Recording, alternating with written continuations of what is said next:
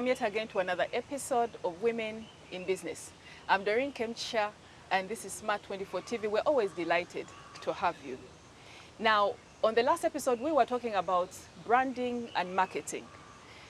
Along the other conversations that I have had with some of you, you have been complaining about your ideas being stolen because you talked about them, you held a conversation with someone, and before you know it, your idea is being stolen. So our topic today is intellectual properties. And to give us insight on that, we have an amazing lady, Lilian Nantume Mubiru, the MD for G-Swim. And she's going to tell us a little bit about what intellectual property is all about. Lilian, you're welcome. Thank you, Doreen. It's a delight to have you. Thank you so much.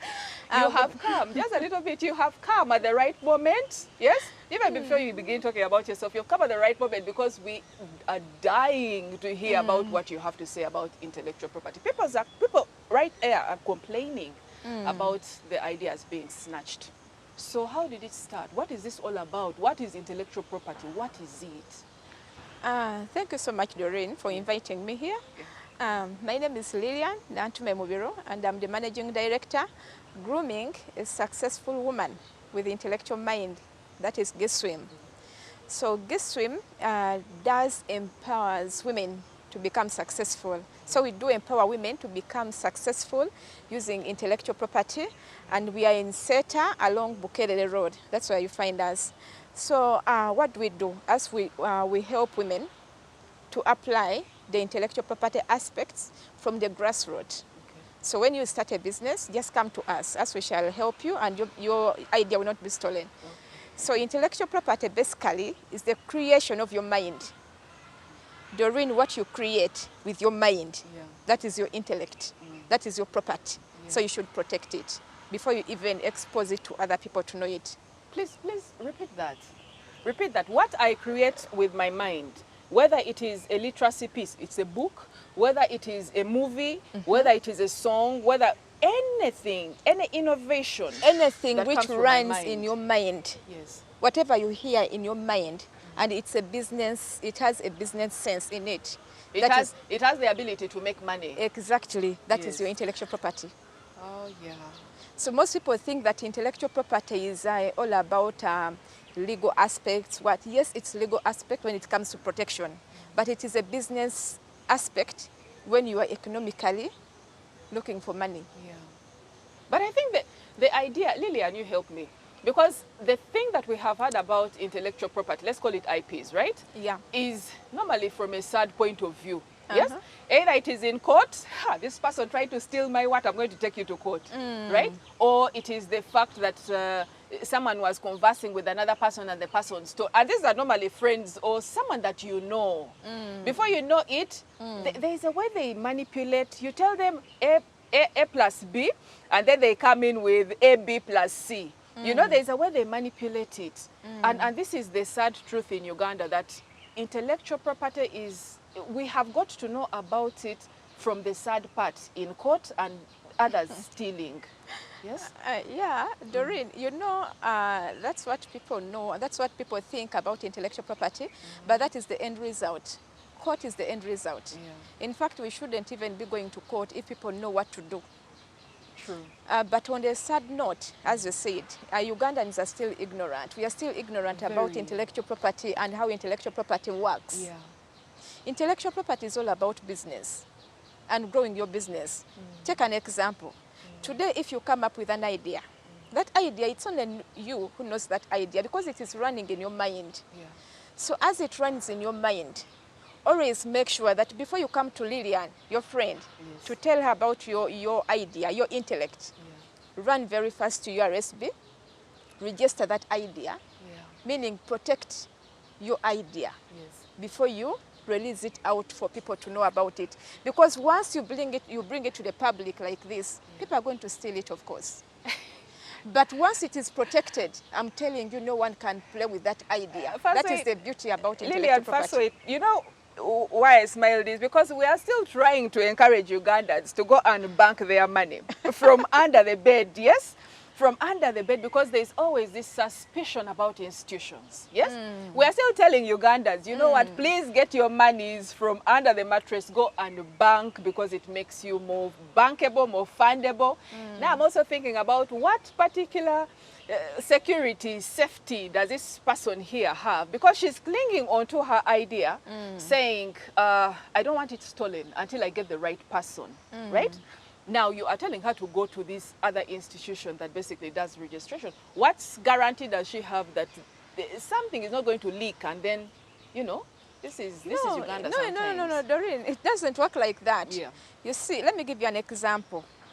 You see, for us as Giswim, we have worked with women, a number of women, and from the community, from the grassroots.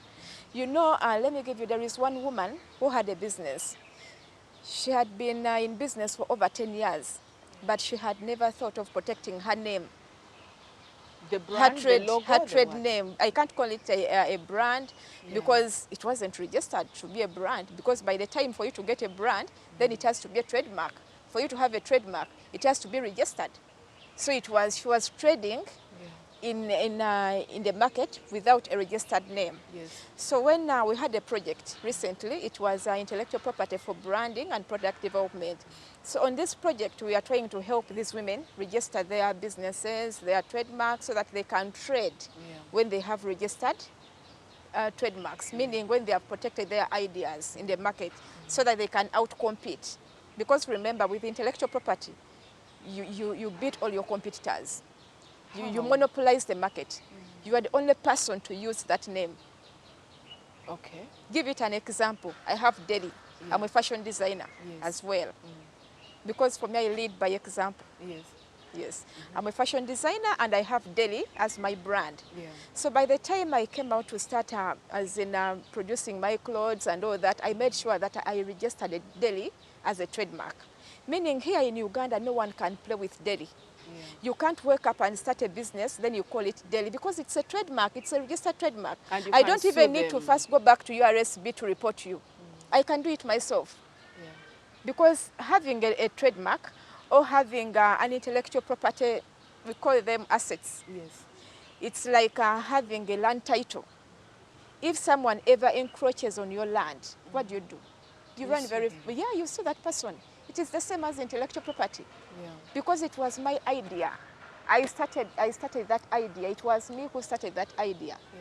Meaning if I own that idea, the only way for you to know that I own that idea is because it's registered as a trademark. So once you come and encroach on it, I run to court. I want you to give us, because you're talking, there are patents, there are copyrights, there are trademarks, there are all these different jargons. Can you just give us like a hint? What is this all about? Yes? Yes, you started Delhi, right? Another person can come up with Ewafe. Yes? But what is it? Is that a trademark? Is that a logo? What are they registering? Exactly. Okay, maybe briefly, let me first explain what intellectual property is so that we can all be on the same page. Intellectual property is the creation of your mind. What you create with your mind, what runs within your mind, that is intellectual property. Intellectual property is an intangible asset. Yeah. Just like you have, I always want to use examples, but I don't have any example here, but I'll use my watch. Yeah. Just like you have this watch, if in case it's your company and for you produce watches, or you make watches. So this is a tangible product. Yeah. A watch is a tangible product. But then, on this watch, we have what we call the intellectual properties. Meaning a company can have two types of assets. It can have what we call the tangible asset, that is the watch. Yeah. And that is intellectual property still. Then it can have what we call the intangible. The intangible are those assets which you cannot see. Meaning an SME can have what we call the tangible assets and the intangible assets. Okay. But what people forget, they only focus on the tangible. On the tangible. The asset, what you can see with your eyes. Yeah. And they forget the intangible. Those are the intellectual property assets. Oh. Are you now getting it? There's a lot. There's a lot in There is a this. lot. That's why I told you that intellectual property is business. It is business. It is business. Meaning on this watch, now I'm still, let me give you another example. Meaning if I'm the owner of this company, it's called Jonas. The brand is Jonas. Yes. So meaning I'll have what we call the tangible, the watch. I will produce my watches. Yeah. Then I'll have what we call the intangible. Those are the assets that you are not seeing. What are those assets? The industrial design. You see the design, the beautiful design of this watch. Yes. That is what we call the industrial design. And how it works. The appearance. The appearance of this watch is the industrial design. Yeah. That is the intellectual property. Yes. The trademark, the Jonas, it is the trademark. It is the trade name. It is everything that you actually thought about. It's everything that you thought about. About that product you are producing in the about market. This particular product, the watch. About this particular product. Yes. That is your intellectual property. The design, the name, the wording inside, the way how it moves. You see how it moves? Your patent, you are talking about the patent. The way how it operates. You see how these things are moving inside. Yeah. The patent, that is the patent. The design of this watch is your industrial design. The name of this watch is your trademark. Isn't that intellectual property? But first wait, you clarify. If I started up, for example, I have these wonderful women that are, getting into cultural tourism, and they're doing very well, and called Ewafe, right? Now, Ewafe is also part of the Luganda language. Yes? It's part of the Luganda language. So I'm thinking to myself and saying, can these ladies come up and go and register? Okay, it's already registered as a business. Yes? Can they come down and come up and get all these patent rights and say Ewafe is actually our intellectual property? Even despite the fact that it is still a communal, because it is part of culture, Ewafe, it is still home. So how do you own that you found, that your grandfathers found? How do you own it as your intellectual property? In intellectual property, we have different aspects or different tools. We have what we call the trademark, that is the name of the business or the name of the product. We have what we call the industrial design. I told you that is the appearance of the product. Yes. We have what we call the copyright, like if you are the musicians. That is your copyright. Yes. When you write a song, you fix it, either on CD or in the book. That is, you have a copyright in that song or even in that book. When you hear, for example, you hear kakira sugar, the word kakira, it's a geographical indication. You hear Toro cement, the word Toro, it's registered as a geographical indication. You know why? Yes. They say that you can't produce cement from Mukono and you call it Toro cement. It's only people who produce cement from Toro who can put that name Toro cement. Toro cement. Toro cement. Yes. Because it's a geographical indication, meaning that this cement comes from Tororo. Yes. It's of quality because it comes from Sororo. Yes. You hear this, is it Chisolo Irish? Renzori mean the water. Yeah. Renzori mineral water. Yeah. It's because that water comes from Renzori. It's a geographical indication. At the same time, it can also be registered as a trademark. As a trademark. Then the women you are talking about, we also have what we call the traditional knowledge. You see the Chiganda dance, or the Chinyankore dance, or those kind of cultural things. Yeah. They protect them as traditional knowledge, meaning it is a collectively owned by a certain culture. Yes. So what you are talking about, those women, you call them Ewafe. So if it's a cultural thing, they will either protect it as a traditional knowledge. It's a community group which owns. Oh. If it's a community ownership, then it becomes collectively owned. You can't own it as one. As one person. I can't go and register Chiganda dance as Lillian. Yes. Because it is a communally owned by a group of people in the community. So if Ewafo was to go down this route, and it's very good that we're using examples that are here, that are right here within our system. If Ewafo was to come up with all this, because it's you know, cultural tourism, it's already it's in partnership with the community, yes, within that particular area. So it would actually register it as a community. It's as a community. A community name, yes. so that whoever belongs in that community can claim ownership over it. Oh, yes. This is interesting. You know? So you can't come from anywhere and you start claiming ownership if you are not from that community. Yeah. So we have what we call a collective mark, meaning all people in that group can own it equally. Okay. And it's good that they go and register it. Now, recently, and it's you've come at the right time, Lillian, okay? 2 days ago, I had a wonderful friend who is also, because we've been carrying out this series on tourism, and they're very, you know, they're very vibrant on social media. So she took a couple of pics in one of the places that she had gone to. The next morning, she wakes up and someone has used her picture on a flyer, right? Her own picture on a flyer. On another flyer. Now, everyone who saw the particular flyer said, we thought it was you. Yes?